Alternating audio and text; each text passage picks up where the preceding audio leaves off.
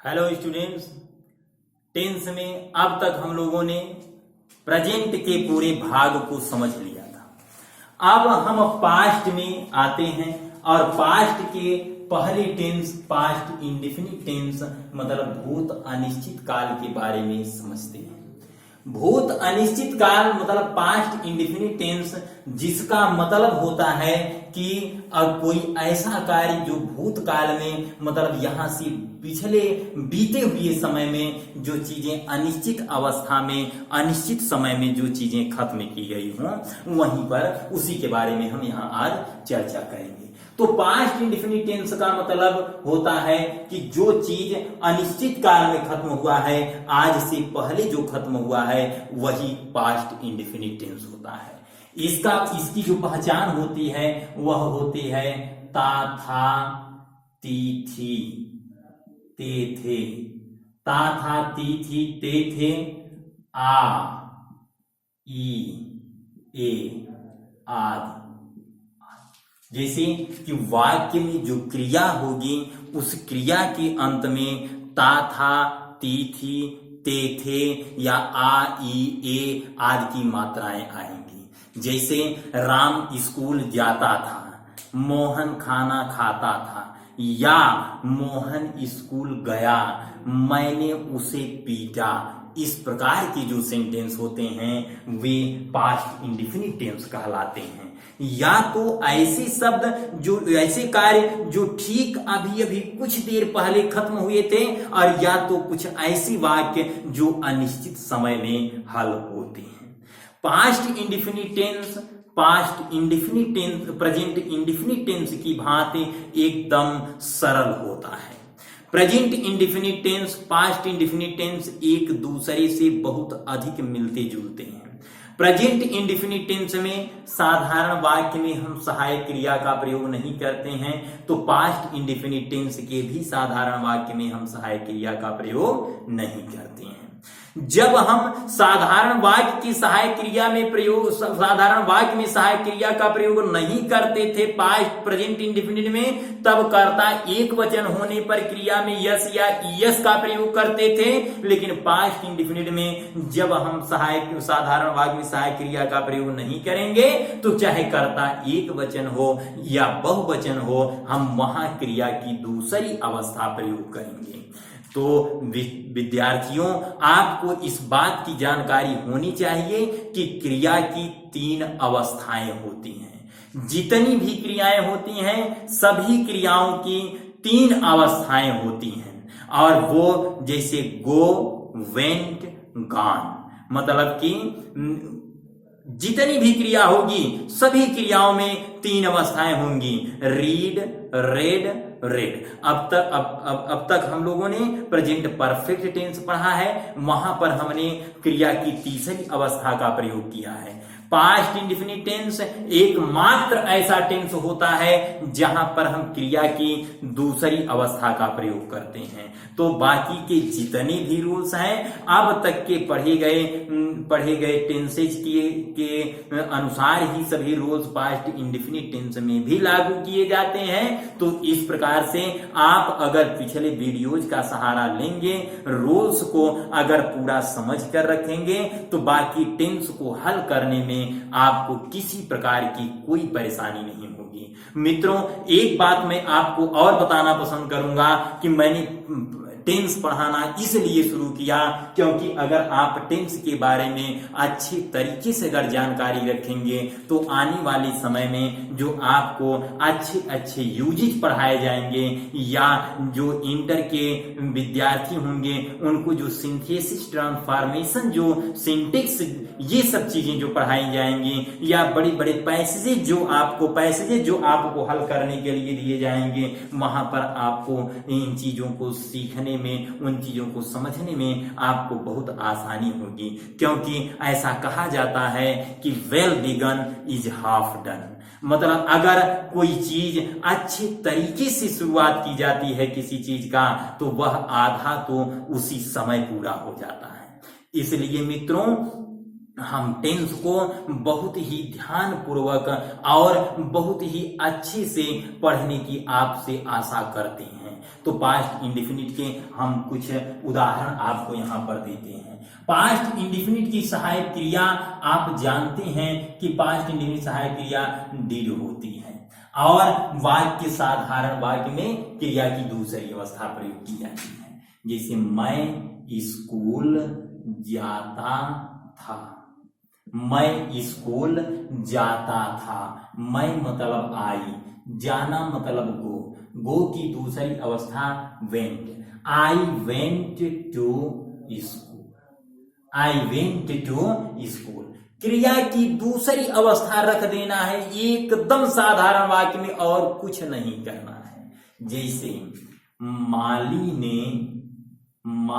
ने फूल तोड़ा, माली ने फूल तोड़ा। माली मतलब द गार्डनर, द गार्डनर। तोड़ा मतलब प्लक, प्लक की दूसरी अवस्था plucked, the flower. The gardener plucked the flower. Seema ने मुझे अपनी कलम दिया, सीमा ने मुझे अपनी कलम दिया। कर्ता सीमा मतलब सब्जेक्ट सीमा। दिया अब क्रिया की आवश्यकता है, वर्ब की आवश्यकता है।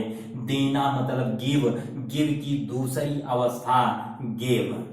सीमा गिव मुझे, मी अपनी कलम। अपना की अंग्रेजी के बारे में मैंने चर्चा किया था कि अगर कर्ता जो भी होगा उसी के हिसाब से अपना की अंग्रेजी रखी जाती है। यदि कर्ता आई तो बना के अंग्रेजी माई, ही के साथ हीज, आई वी के साथ आवर, और उसके बाद ही सी के साथ हर, यू के साथ ओ योर। तो इस प्रकार से हिज जो अपना शब्द होता है, अपने शब्द की कई अंग्रेजी होती है। पिछले वीडियोज में मैंने इसके बारे में विस्तृत रूप से चर्चा किया है। आप पिछले वीडियो में प्रेजेंट इंडेफिनिट टेंस का जो वीडियो है उसको अगर आप देखेंगे तो पूरे रूल्स आपको आसानी से समझ में आ जाएंगे। सीमा गिव मी अपनी कलम मतलब हर पेन। सीमा गिव मी हर पेन। अगर निगेटिव आ जाए जैसे अध्यापक ने बच्चों को पढ़ाया, अध्यापक ने बच्चों को पढ़ाया। अध्यापक मतलब टीचर, पढ़ाया मतलब टाट, टीचर टाट। ये द का भी प्रयोग कर देंगे तो ज्यादा बेहतर भी हो जाएगा। द टीचर टाट the student, students. The teacher टाट द स्टूडेंट्स। अगर मैंने बताया था अगर प्रश्नवाचक शब्द क्या वाक्य की शुरू में आए तो हम उसकी अंग्रेजी न रखकर वाक्य में सहायक क्रिया का प्रयोग कर देंगे। या अगर वाक्य में निगेटिव शब्द नहीं आ जाए तो वहां पर भी हम सहायक क्रिया का प्रयोग करते हैं। और वह जो सहायक क्रिया होता है वह सहायक क्रिया हम जब वाक्य में प्रयोग किया जाता है तब हम क्रिया की पहली अवस्था प्रयोग करते हैं। चाहे जब अगर सहायक क्रिया वाक्य में आया तो क्रिया की दूसरी अवस्था न प्रयोग करके हम पहली अवस्था का प्रयोग करेंगे। जैसे रमेश ने आज खाना नहीं खाया। रमेश ने आज खाना नहीं खाया तो कर्ता हुआ रमेश। नहीं खाया सहायक क्रिया डिड, अब यहां आया नॉट। रमेश डिड नॉट, खाना मतलब ईट, मतलब खाया। जो क्रिया होती है उसका मतलब ईट, और जो नाउन होता है खाना उसका मतलब होता है food. Ramesh did not eat food today. यहाँ पर क्रिया की पहली अवस्था प्रयोग की गई क्योंकि सहायक क्रिया डिड का प्रयोग वाक्य में किया गया था। अगर प्रश्नवाचक शब्द वाक्य के शुरू में आ जाए, जैसे क्या तुम्हारा भाई उसे पत्र लिखता था, क्या तुम्हारा भाई उसे पत्र लिखता था, या हम कह दें क्या तुम्हारे भाई ने उसे पत्र लिखा, तो दोनों का अर्थ एक ही होगा, दोनों का ट्रांसलेशन ठीक एक समान ही प्रयोग किया जाएगा। क्या तुम्हारा भाई उसे पत्र लिखता था, या अगर हम कह दें क्या तुम्हारे भाई ने, क्या तुम्हारे भाई ने उसे पत्र लिखा, क्या तुम्हारा भाई उसे पत्र लिखता था, या क्या तुम्हारे भाई ने उसे पत्र लिखा, ये दोनों एक समान सेंस हैं और टेंस हैं और ये दोनों एक ही प्रकार से हल किए जाएंगे क्योंकि दोनों पास्ट इंडिफिनिट हैं। तो क्या वाक्य में आने का मतलब सहायक क्रिया वाक्य के पहले और सहायक क्रिया जो है पास्ट इंडिफिनिट टेंस की वह होती है डिड। तुम्हारा भाई मतलब your brother, did your brother, उसे पत्र लिखा मतलब write, did your brother write, अब उसे पत्र him a letter, did your brother write him a letter. या इसी सेंटेंस को हम जहां पर हम हिम का प्रयोग किए हैं उसी हिम को हम बाद में भी कर सकते हैं, लेकिन वहां पर हमें टू का प्रयोग करना पड़ेगा, जैसे कि did your brother write a letter to him. अगर प्रश्नवाचक शब्द वाक्य के बीच में आ जाए, जैसे रोहित आज कहां गया, रोहित आज कहां गया, कहां की अंग्रेजी वेयर, कहां की अंग्रेजी वेयर, सहायक क्रिया डिड, अब करता रोहित। तो ये भी आपको याद होना चाहिए कि अगर प्रश्नवाचक शब्द वाक्य के बीच में आता है तो उसकी सहायक क्रिया मतलब उसकी अंग्रेजी हम वाक्य के शुरू में रखते हैं, उसके बाद हम सहायक क्रिया का प्रयोग करते हैं और उसके बाद हम कर्ता का प्रयोग करते हैं। वेयर डिड रोहित गया मतलब गो, आज today, where did Rohit go today. अब उसने तुम्हें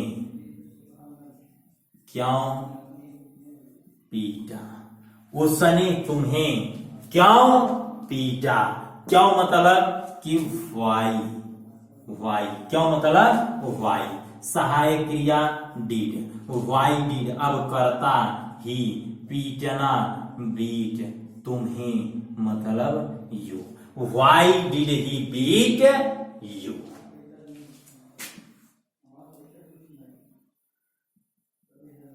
तुम्हारी दादी माँ मंदिर में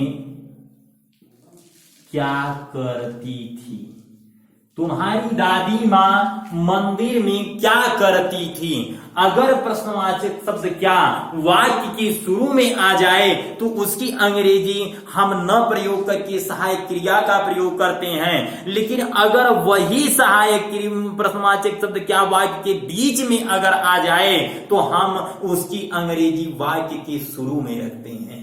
जैसे क्या है तो इसकी अंग्रेजी शुरू में रखेंगे व्हाट, फिर सहायक क्रिया डिड, अब सहायक क्रिया डिड, अब करता तुम्हारी दादी माँ मतलब कि your grandmother, what did your grandmother, mother करती थी, डू, मंदिर में मतलब in the temple, what did your grandmother do in the temple.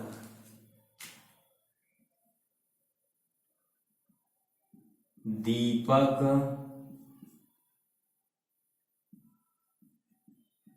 किसे गाली देता था। दीपक किसे गाली देता था, तो किसे की अंग्रेजी होम। होम सहायक क्रिया डिड, होम डिड। अब करता दीपक, गाली देना मतलब abuse. Whom did Deepak abuse. Deepak किसे गाली देता था मतलब होम डज दीपक एब्यूज।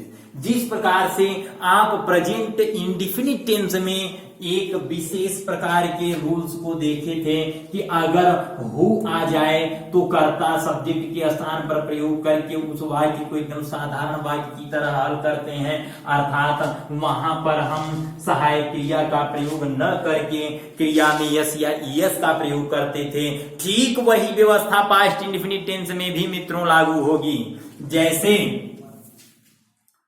मेरे, मेरा नहीं, मुझे, तुम्हें, तुम्हें अंग्रेजी कौन पढ़ाता है। तुम्हें अंग्रेजी कौन पढ़ाता है। कौन मतलब कि हो, कौन मतलब हो, पढ़ाता है मतलब टीच। मैंने कहा कि हो शब्द जो होता है ये सब्जेक्ट का काम करता है, क्योंकि यह प्रश्नवाचक शब्द तो होता ही है, लेकिन इसको टेंस में हम इसको कर सब्जेक्ट के रूप में रखा जाता है और उस वाक्य को प्रश्नवाचक वाक्य की तरह बिल्कुल हल नहीं किया जाता है, बल्कि उस वाक्य को एकदम असर्टिव सेंटेंस की भांति इसे प्रयोग किया जाता है। जिसे हो, अब क्रिया में यस मतलब कि अब यहां पर क्रिया की दूसरी अवस्था प्रयोग की जाएगी, क्योंकि यह पास्ट इंडिफिनिट टेंस हम पढ़ रहे थे। तुम्हें अंग्रेजी कौन पढ़ाता था, तो हु टॉट तुम्हें you English. Who taught you English. तुम्हें अंग्रेजी कौन पढ़ाता था, हु टॉट यू इंग्लिश। या रमेश को आज किसने बुलाया। रमेश को आज किसने बुलाया। किसने मतलब कि हो, बुलाया कॉल्ड। अब रमेश, हो कॉल्ड रमेश आज मतलब टुडे। हो कॉल्ड रमेश टुडे। यही ठीक व्यवस्था अगर वाक्य में कभी नहीं शब्द आ जाए तब भी किया जाता है। जैसे रोहित ने अपनी किताब कभी नहीं पढ़ी। रोहित ने अपनी किताब कभी नहीं पढ़ी, तो रोहित, रोहित। अब कभी नहीं की अंग्रेजी होती है नेवर। नेवर। अब वाक्य को तो साधारण वाक्य की तरह हल किया जाएगा और इस वाक्य में सहायक क्रिया का प्रयोग नहीं किया जाएगा। तो जैसे रोहित नेवर, अब पढ़ना रीड, रेड, रेड, स्पेलिंग बदल जाती है और मतलब कि उच्चारण बदल जाता है, और जबकि स्पेलिंग सेम रहती है। रोहित नेवर रेड बुक, अपनी किताब मतलब हिज बुक।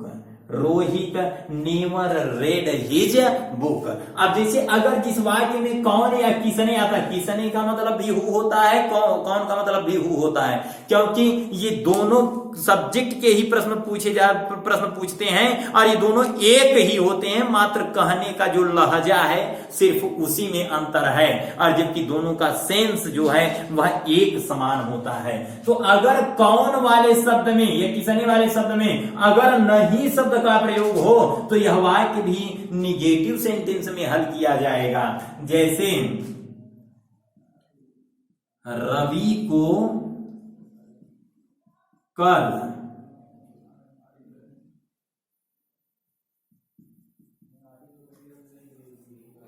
किसने नहीं बुलाया। रवि को कल किसने नहीं बुलाया। तो किसने मतलब हु, सहायक क्रिया डिड, हु डिड। अब Ravi not call, who did not call, who did not call Ravi. Ravi, चूंकि रवि यहां पर ऑब्जेक्ट है। Who did not call Ravi कल मतलब यस्टरडे। आपको एक बात ध्यान होगी कि मैंने बताया था कि दो शब्द, एक शब्द तो आता है को और एक होता है ने। को जिस इन दोनों की कोई भी अंग्रेजी, इन दोनों की अंग्रेजी कुछ भी नहीं होती है, बल्कि ये बहुत महत्वपूर्ण होते हैं। महत्वपूर्ण इस दृष्टिकोण से होते हैं कि अगर किसी वाक्य में को शब्द का प्रयोग हो जाता है तो उस को का मतलब जिस शब्द के बाद होता है, यह ध्यान रखना चाहिए कि वही शब्द ऑब्जेक्ट होता है। जैसे अगर हम वाक्य दें कि राम को या राम को या रावण को राम ने मारा, रावण को राम ने मारा। अगर इसी को ने के स्थान पर रख देंगे, ने को के स्थान पर रख देंगे तो पूरे वाक्य का जो भाव है वह पूरा बदल जाएगा। अगर देखते हैं, जैसे अगर कह दें कि रावण ने राम को मारा। मित्रों, आपको बात समझ में आ रही होगी कि रावण को राम ने मारा मतलब कि रावण को राम ने मारा। यहां पर कर्ता राम है। ने का मतलब हुआ कि कर्ता इसके पहले वाला शब्द है, और को का मतलब हुआ कि ऑब्जेक्ट है। यह मारने वाले राम है और मरने वाला रावण है, जबकि यहां मारने वाले रावण है और मरने वाले राम है। तो इस प्रकार से यह ध्यान रखना चाहिए कि को ऑब्जेक्ट के बाद प्रयोग किया जाता है और ने सब्जेक्ट के बाद प्रयोग किया जाता है। यह जिस शब्द के बाद को हो जाता है वही शब्द ऑब्जेक्ट होता है। तो यहाँ पर रवि को कल किसने नहीं बुलाया, तो यहाँ रवि के बाद को शब्द आया है, तो इसका मतलब कि यह रवि ऑब्जेक्ट है। तो उसी प्रकार से यह वाक्य भी हल किया जाएगा कि राम किल्ड रावण, और जबकि इस वाक्य का होगा कि रावण किल्ड राम, रावण किल्ड राम। इस प्रकार से ये वाक्य होंगे, ये शब्द इसी प्रकार से हल किए जाएंगे।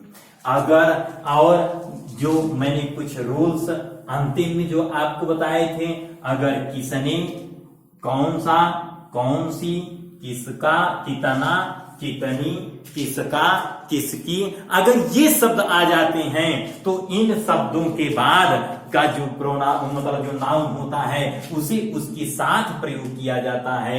ये आप अच्छी तरह से जानते हैं। जैसे मुकेश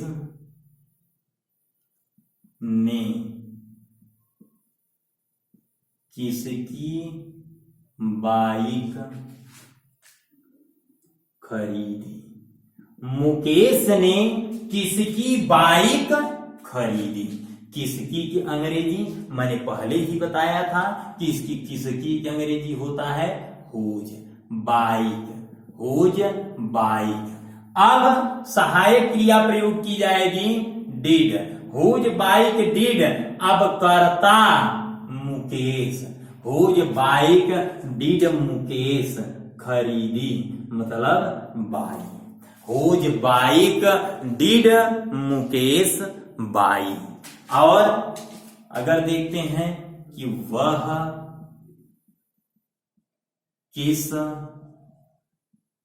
शहर से आया, वह किस शहर से आया। वह किस शहर से मतलब फ्रॉम, फ्रॉम किस शहर, विच सिटी। फ्रॉम का प्रयोग मैंने से शब्द के लिए फ्रॉम का प्रयोग किया, क्योंकि जब हम अगर कहीं किसी स्थान से जब अलग होते हैं तो उस शब्द के लिए, से के लिए हम फ्रॉम का प्रयोग करते हैं। अगर से का प्रयोग होता है और वहां अगर हम किसी स्थान से अलग होते हैं तो वहां हम फ्रॉम का प्रयोग करेंगे। अगर किसी स्थान से हम गति में अलग होते हैं, जैसे अगर मैं कह दूं कि बिल्ली छत से कूदी, बिल्ली छत से कूदी। तो जब एकाएक गति देकर अगर कहीं से अलग हुआ जाता है तो वहां पर हम ऑफ का प्रयोग करते हैं। द काइट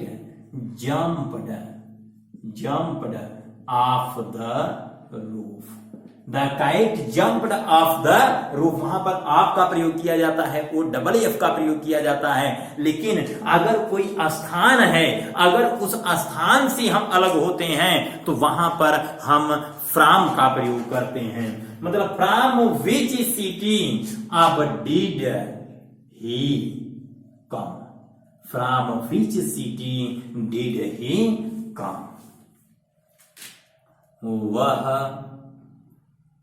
वह कितना खाना खाती थी, वह कितना खाना खाती थी।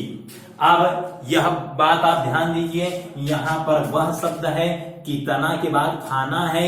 खाना का मतलब कि यह एक अनकाउंटेबल नाउन है और अनकाउंटेबल नाउन के पहले अगर कितना शब्द का प्रयोग होता है तो उसका मतलब होता है हाउ मच, और खाना का मतलब फूड, हाउ मच फूड। अब डिड, वह के लिए दो अंग्रेजी का प्रयोग किया जाता है, ही और सी। आप जानते हैं कि अंग्रेजी में मात्र थर्ड पर्सन सिंगुलर नंबर ही ऐसा होता है कि जहां पर हम जेंडर को पाते हैं, जहां मेल फीमेल अलग हैं। बाकी किसी भी प्रोनाउन में ऐसा नहीं है। मैं जाता हूं तो आई गो, मैं जाती हूं तो आई गो, ये आप जानते हैं। लेकिन वह जाता है तो ही गोज, और वह जाती है तब सी गोज।